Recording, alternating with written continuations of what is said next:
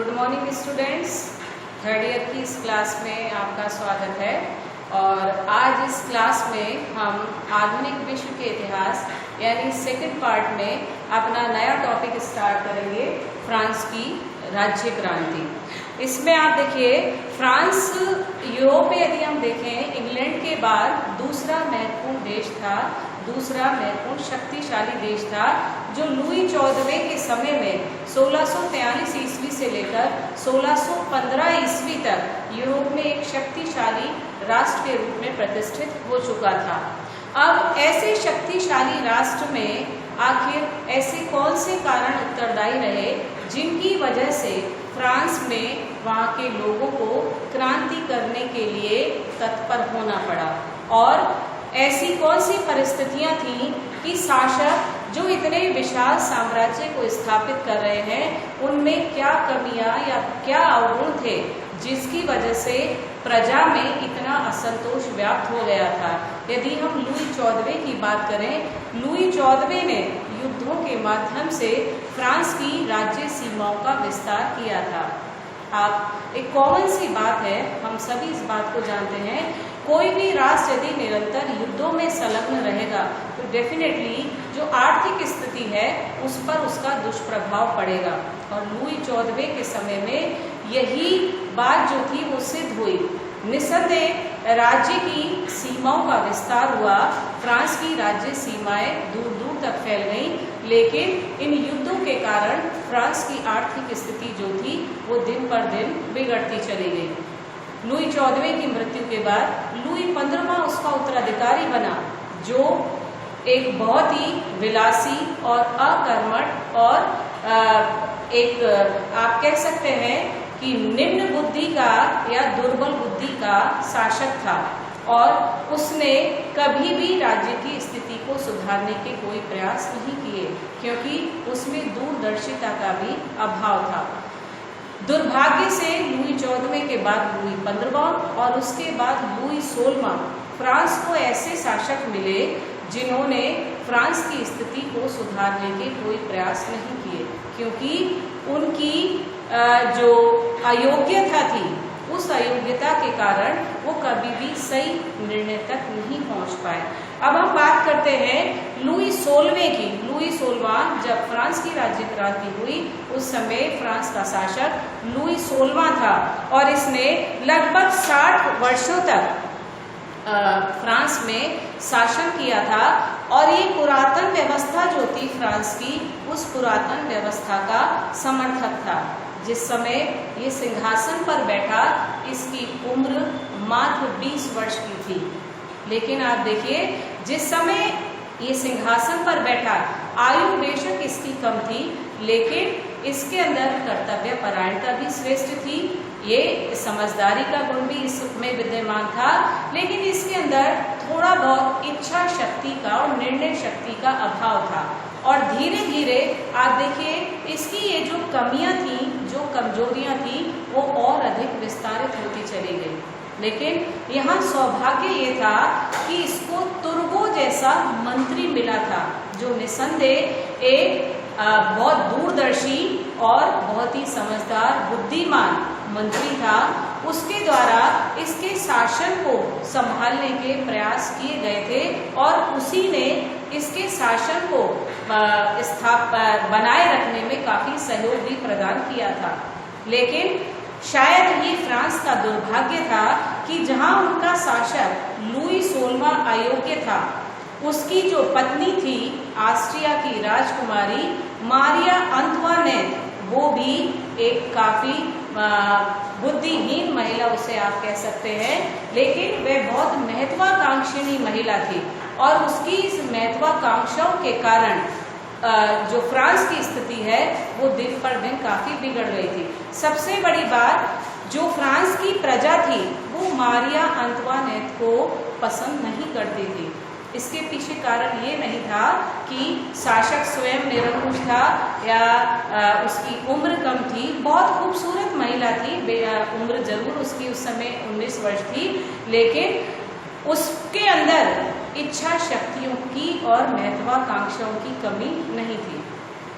लेकिन प्रजा अपने शासक लुई सोलवे और मारिया अंतवानेट दोनों से ही नाखुश थी। इसका कारण क्या था? ऑस्ट्रिया और फ्रांस के बीच जो संबंध थे वो काफी शत्रुतापूर्ण थे, और जब लुई सोलवे के द्वारा ऑस्ट्रिया की राजकुमारी से विवाह किया गया तो प्रजा के अंदर असंतोष जो था उसमें काफी वृद्धि हो गई। फिर प्रारंभ में आप देखिएगा मारिया अंतवानेट जो थी उसने राजनीति में कोई विशेष दखल अंदाजी नहीं की, लेकिन धीरे धीरे जो कुलीन वर्ग था जो फ्रांस की राजनीति में बहुत महत्वपूर्ण स्थान रखता था, उस कुलीन वर्ग ने मारिया को अपने पक्ष में कर लिया और उसके माध्यम से कई बार ऐसी परिस्थितियां उत्पन्न हुई जब एक अच्छे खासे डिसीजन को उन्होंने दबाव डाल के लुई सोलवे पर मारिया अंतवानेट के माध्यम से उन अच्छे निर्णय को भी गलत सिद्ध करके उन पर पाबंदी लगवा दी।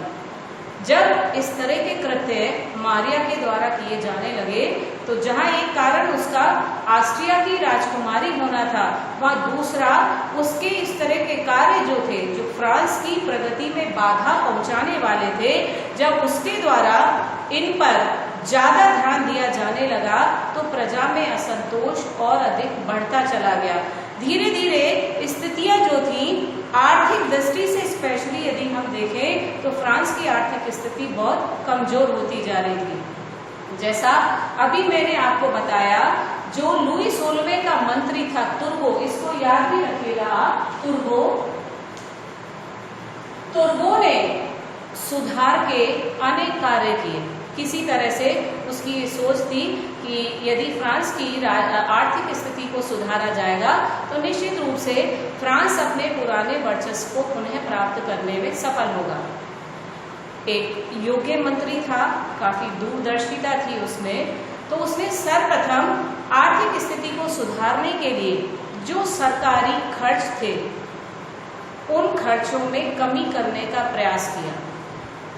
ये सारे सरकारी व्यय ऐसे थे जिनको अनावश्यक रूप से इन पर व्यय किया जा रहा था, और ये जो सारा पैसा था वो जनता का था, क्योंकि राज्य की आय में जनता की महत्वपूर्ण भागीदारी होती है। और इसीलिए जब इस तरह के सरकारी अनावश्यक खर्च किए जा रहे थे तो जनता के अंदर आक्रोश था। तो तुर्गो ने आर्थिक स्थिति सुधारने के लिए सर्वप्रथम ये प्रयास किया कि सरकारी खर्चों में कमी की जाए।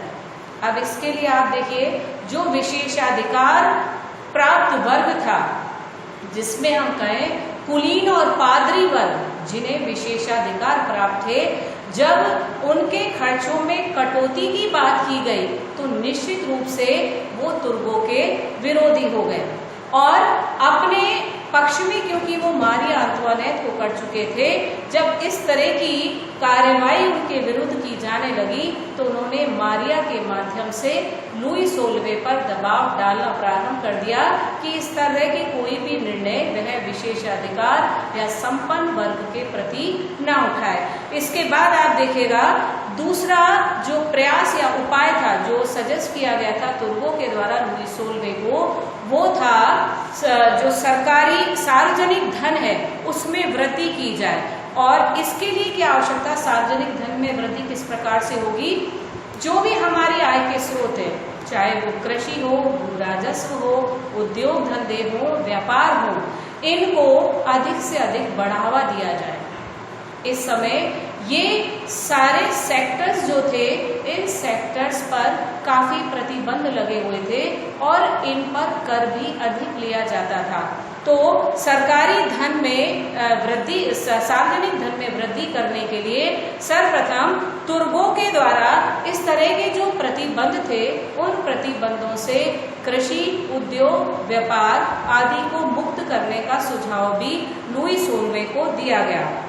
इसके बाद आप देखिएगा, जब ये प्रतिबंध हटाए जाने थे तो स्वाभाविक है व्यापार में स्वतंत्रता होती, और जब व्यापार स्वतंत्र रूप से प्रवाहित होता तो निस्संदेह व्यापार में दिन पर दिन अधिक वृद्धि होती। और जब व्यापार में वृद्धि होगी, और व्यापार में भी स्पेशली आप देखिएगा यदि हमारा निर्यात अधिक होता है तो देश की आय में दिन प्रतिदिन वृद्धि होती है। तो इस तरह से उसने ये जो प्रतिबंध थे उन प्रतिबंधों को हटाने की बात कही। साथ ही आप देखिएगा किसान वर्ग जो था वो काफी असंतुष्ट था लुई 16वें से या फ्रांस के शासन से। अब उसके लिए आप देखिए बहुत ही महत्वपूर्ण कार्य है, इसको आप नोट भी करेंगे, कोरवी नामक कर किसानों से लिया जाता था। अब ये कोरवी कर क्या था? इन किसानों को अपनी कृषि कार्य के अतिरिक्त सड़कों पर बिना मजदूरी के कार्य करना पड़ता था।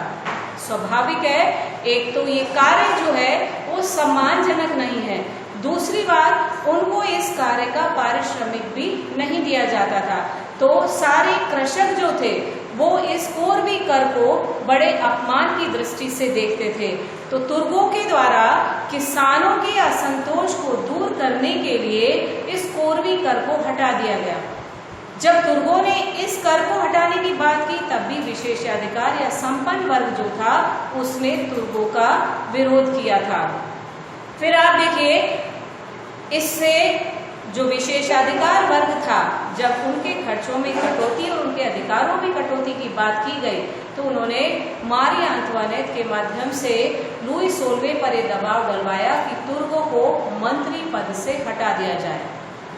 लुई 16वां अपनी पत्नी की बातों में आकर के उसने इतना गलत डिसीजन लिया और तुर्कों जैसे योग्य मंत्री को उसके पद से हटा दिया। इसके बाद आप देखिएगा तुर्कों के बाद जो अगला वित्त मंत्री बना वो था नेकर। नेकर एक बहुत ही चालाक बैंकर माना जाता था और निसंदेह क्योंकि एक बैंकर था तो अर्थव्यवस्था को सुधारने के लिए उसके द्वारा लुई 16वें को काफी सटीक उपाय सुझाए गए थे। लेकिन वो तुर्कों के समय की स्थिति को जान चुका था, किस तरह से सरकारी व्यय में कमी करने के कारण उस जो विशेषाधिकार वर्ग था उसके द्वारा तुर्कों का विरोध किया गया था। तो अब उसने जो नेकर था उसके द्वारा आर्थिक स्थिति को सुधारने के लिए, क्योंकि इस समय स्थिति ये थी, आप देखिए फ्रांस दिवालियेपन की स्थिति पर था, तो उसने इस स्थिति से उभरने के लिए इस समय अमेरिका का स्वतंत्रता संग्राम भी चल रहा था, तो उसे लगने लगा यदि फ्रांस इन उपनिवेशों को अपनी सैनिक सहायता पहुंचाएगा तो बिना वजह फ्रांस के ऊपर आर्थिक बोझ बढ़ेगा। तो उसने लुई 16वें को ये सलाह दी कि इस युद्ध से फ्रांस अपने आप को दूर रखे, लेकिन उसकी बात को लुई 16वें ने स्वीकार न करके अपने आप को एक दूरदर्शी शासक होना सिद्ध कर दिया।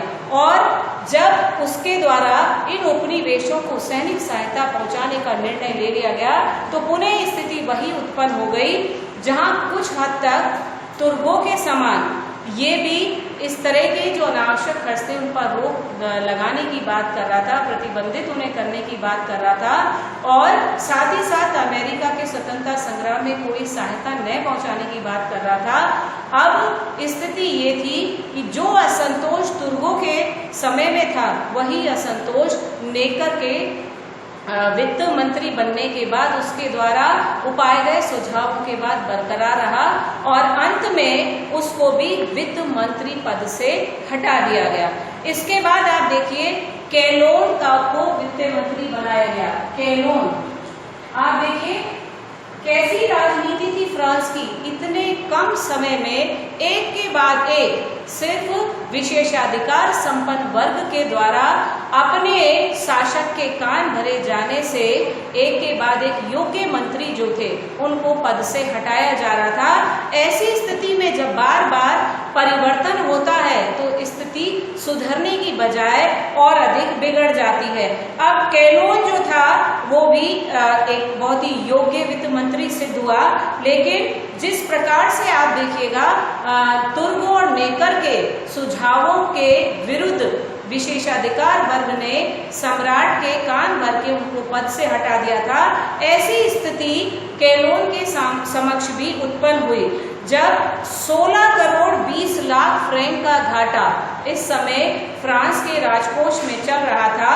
तो आप देखिए, इससे उभरने के लिए कैलोन के द्वारा कर्ज लेने की सलाह सम्राट को दी गई और साथ ही साथ ब्याज की दर भी अच्छी रखी गई ताकि ज्यादा से ज्यादा लोग फ्रांस को कर्ज देने के पक्ष में आए। बहुत सा कर्ज मिलने लगा फ्रांस को, लेकिन वही बात थी कि जो खर्चे थे, अनावश्यक खर्चे जो थे, उनमें कमी नहीं आ रही थी। थोड़े दिन बाद स्थिति क्या हुई कि जो कर्ज देने वाले थे उन्होंने कर्ज देना बंद कर दिया। अब इन परिस्थितियों में फ्रांस की आर्थिक स्थिति जो थी वो दिन पर दिन और बिगड़ती चली गई और अंत में एक समझदार व्यक्ति होने के नाते कैलोन जो था उसने भी अपने पद से स्वयं इस्तीफा देना स्वीकार कर लिया। अब बात आती है स्टेट्स जनरल की मांग। जब ये सारे वित्त मंत्री अपने प्रयासों में असफल रहे, ऐसा नहीं है कि ये प्रयास नहीं कर रहे थे, लेकिन निरंतर उनके प्रयासों को रोका जा रहा था और उनके प्रयास कभी भी लागू होने नहीं पाए। तो इन बातों को देखते हुए अब स्टेट्स जनरल का अधिवेशन बुलाने की बात की गई। अभी स्टेट्स जनरल क्या था स्टेट जनरल का अधिवेशन? आप देखिए, ये एक बहुत पुरानी संस्था थी, इंग्लैंड की एक राजनीतिक संस्था थी जिसका पहला अधिवेशन फिलिप द फेयर के शासनकाल में हुआ था। नोट करेंगे, स्टेट्स जनरल का पहला अधिवेशन फिलिप द फेयर के शासनकाल में 1320 ईस्वी में हुआ था। लेकिन आप देखिए, फ्रांस की इतनी पुरानी राजनीतिक संस्था का 1614 ईस्वी के बाद कभी कोई अधिवेशन आमंत्रित नहीं किया गया था। जनता में स्टेट्स जनरल का अधिवेशन बुलाने की मांग जोरों पर थी, क्योंकि कोई भी निर्णय जो है वो स्वयं लुई सोलवे के द्वारा लागू नहीं किए जा पा रहे थे, क्योंकि उसके राजनीतिक कार्यों में उसके अपने लोग काफी बाधा उपस्थित कर रहे थे और वह स्वयं एक योग्य शासक नहीं था जो सही निर्णय ले पाता। तो हम ये कह सकते हैं, लुई सोलवे में निर्णय शक्ति के अभाव के कारण उसके योग्य वित्त मंत्रियों द्वारा फ्रांस की आर्थिक स्थिति को सुधारने के जो सुझाव प्रतिपादित किए गए थे, जो सुझाव सुझाए गए थे, उनको लुई सोलवे ने लागू नहीं किया।